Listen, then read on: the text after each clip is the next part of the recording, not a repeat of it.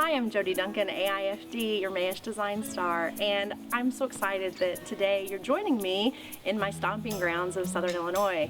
We're at a great old church. It's a very, very, very old church, and we've got a wedding happening today. So the bride is going to be here shortly, and I just got a phone call from her. She's having a bad hair day. I have those all the time.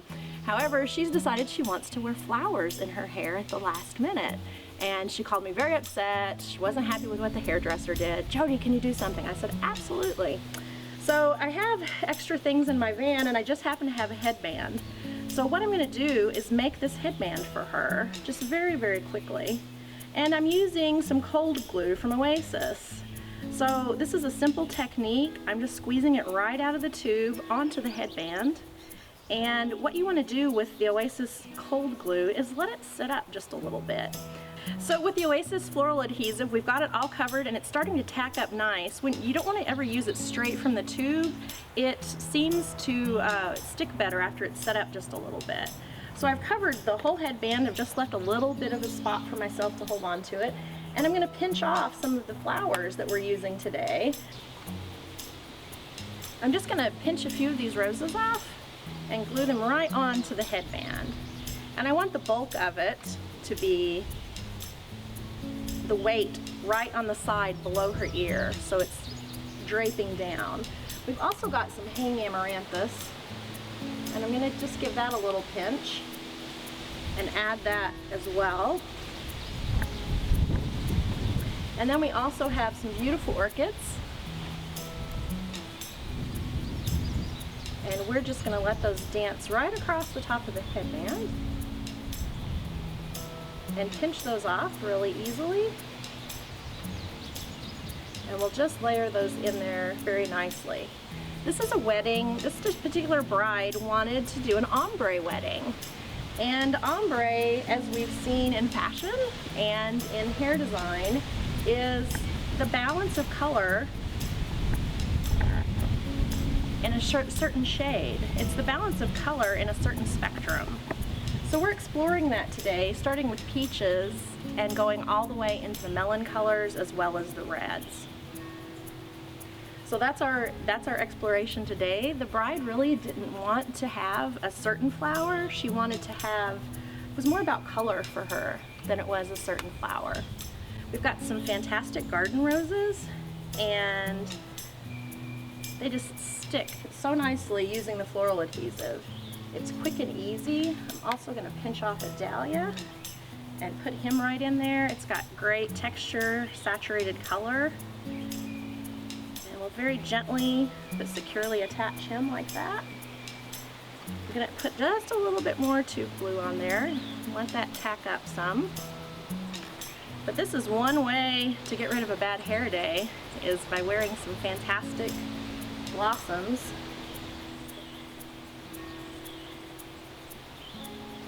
So we're pinching off just a few more orchids. I don't want it to be like a crown on top of her head. I want the bulk of it by her ears, just to drape down her face. And it's a vintage look that we're going for today. So we're using old-fashioned flowers like sweet peas and garden roses and dahlias, and the wonderful amaranthus as well, which will give nice movement when she goes down the aisle. And she is a beautiful bride. She'll be thrilled to wear something like this. You can see how quickly this went together. So anytime you have a bride with a bad hair day, we know how to solve that very quickly. It's a super duper fast, last minute way to give her some flowers for her hair with a great amount of style.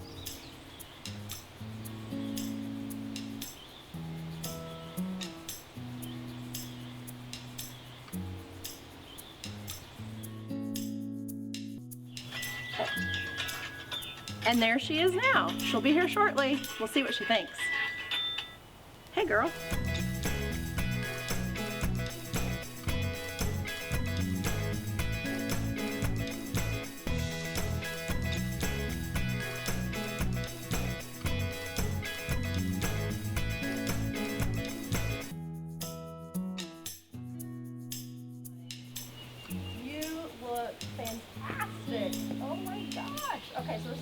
bad hair day better, okay? Like you ever have a bad hair day. Like if that was ever possible. Okay, so now that we've got your headpiece in, we want to hide you from the groom because he is wandering around here somewhere and he is nervous. He's been pacing all morning. He's so excited to see you. So we've got to tuck you away. So I know it's time for your first look. So we're gonna go stage you up front and get you all ready, and then you're gonna get to see your groom and your bouquet at the same time. So let's go in and you can see the rest of the church.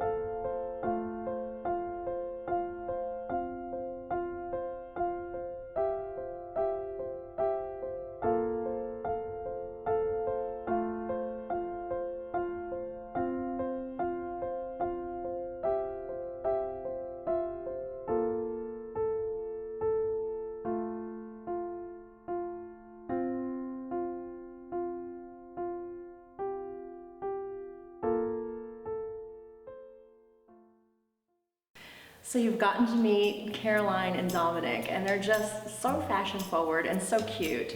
That was our concept when I sat down with them over a year ago to talk about the wedding. And ombre is so important to a fashion forward girl like Caroline, and I recognized that in what she wore, and I'm a Facebook friend with her, and I thought, So I started pitching some concepts to her about what if we did an ombre wedding. She really had to trust me because it's not so much about specific varieties of flowers, it's more about color, and it's a lot about color theory. How you start out with very, very pale hues and you fade all the way down to the rich tones. And we had that conversation and she totally trusted me to make this look happen.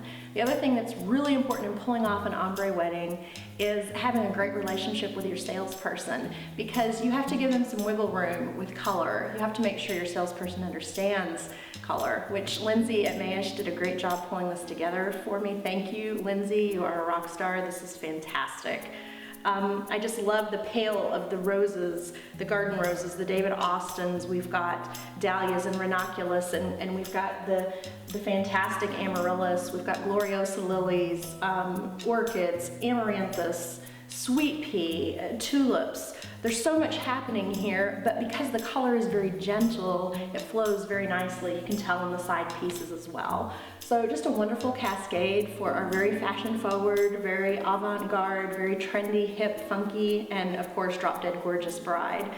This is just a great, wonderful cascade for her big day. And we did kind of the same thing here. We've got the great UCI, the Illuminations collection, and they are wonderful. They come in 3 different sizes, they come in different colors. I think they're just fantastic. In a vintage church, in a vintage location, sometimes we lean too easily to a burlap or to a mason jar. It's very easy to do that. But I wanted to show with Caroline, of course, because she's not a mason jar kind of burlap girl, you can tell that.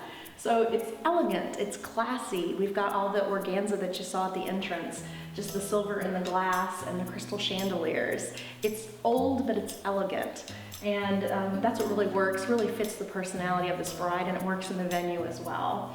So the different altar spray, she loves how the calla lilies come down. We've got the kangaroo paw all the way up to the pale colors. And then behind us, the altar piece with the peonies and the fantastic sweet pea and roses and huge, huge peonies. So we just love everything that's up here. We love our bride today. We're just tickled to get to share it with you. And this is just a great ombre wedding. We also have the garland that is fresh garland. So I worked with Lindsay to come up with the perfect garland, and this is a bay variety.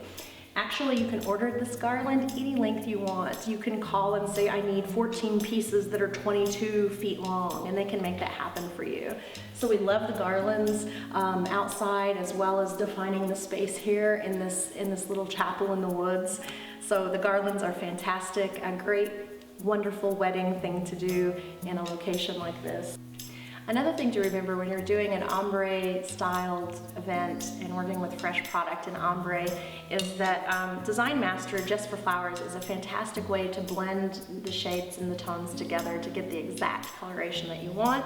I love the new coral bell, and of course it lends itself to this particular wedding really, really nicely. We used it just to touch and blend, just to make sure that we had the color right, because ombre is really a lot about the color. It's not so much about the variety of the flower, but it's the color of the flower that's critical when designing an ombre theme. So remember, Design Master is a great tool that you can lean to make that happen.